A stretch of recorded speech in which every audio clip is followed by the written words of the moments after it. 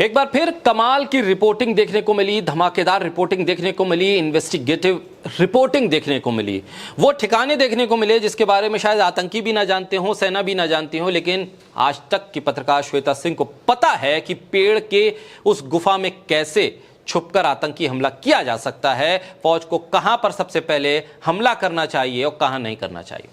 होना तो यह चाहिए कि अब अगली मुठभेड़ में श्वेता सिंह को फौज लेकर जाए और उनसे कहे कि आप माइक कैमरा लेकर आगे आगे चलिए और बताइए कि कहां से हमला हो सकता है, कहां हम निशाना साधें, कहां आतंकी हो सकते हैं और कहां छुपे हो सकते हैं, ये ठिकाने आप बताइए।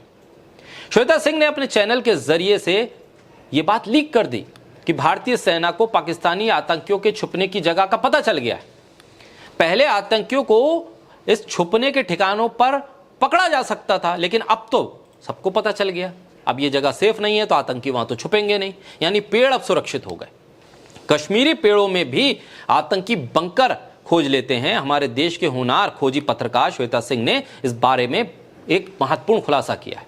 उनका करियर ऐसी ही बड़ी खोजी कारनामों से भरा हुआ है। नोटबंदी के बाद उन्होंने खोज की थी कि नोट में चिप कैसे लगती है, काले धन का पता कैसे चलेगा, लेकिन ये चिप शायद उन जज साहब के घर में रखे नोटों में नहीं थी जो जलकर खाक हो गए, नहीं तो पता चल जाता पहले ही कि जज साहब के घर में नोट हैं। आग लगने से पहले उन्हें हटा लिया जाता। गोदी मीडिया में एक से बढ़कर एक अनमोल रत्न है जिन्होंने पत्रकारिता के नाम पर सिर्फ नफरती एजेंडा फैलाया है, उगाही पत्रकारिता और चाटुकारिता की है, कीर्तिमान स्थापित किए हैं, मतलब काम की बात तो कुछ नहीं की। दो रिपोर्ट हमेशा दुनिया याद रखेगी श्वेता सिंह की।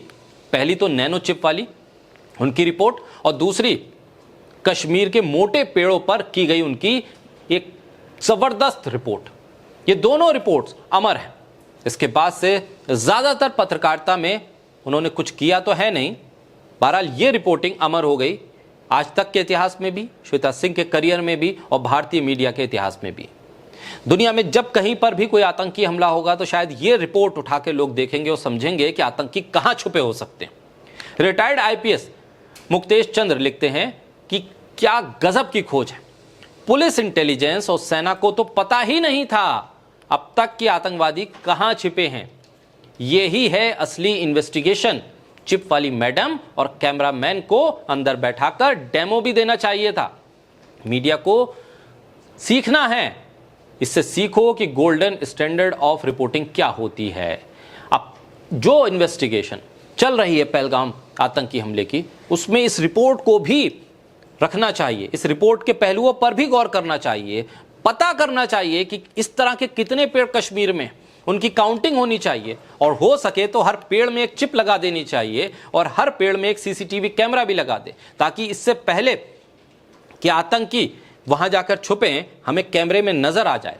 और श्वेता सिंह की ये रिपोर्टिंग दरअसल आंख खोलने वाली रिपोर्टिंग है कि आप अंदाजा भी नहीं लगा सकते कि आतंकी कहां छुपे हो सकते हैं। आतंकियों को भी शायद ना पता हो कि वो कहां कहां छुप सकते हैं, लेकिन श्वेता सिंह की इस रिपोर्ट के बाद यह ठिकाना भी आतंकियों का अब सुरक्षित नहीं रहा, क्योंकि अब पूरे मीडिया की नजर इसी तरह के पेड़ों पर होगी। अब देखना होगा कि श्वेता सिंह के बाद भारतीय मीडिया या नोएडा का मीडिया और उसके महारथी कौन कौन इस तरह के पेड़ों की और खोज करेगा, कितने पत्रकार, कितने रिपोर्टर अपनी रिपोर्टिंग में धार लाने के लिए इस तरह के पेड़ों की खोज करते हुए उसके बंकर तक पहुंच जाएंगे।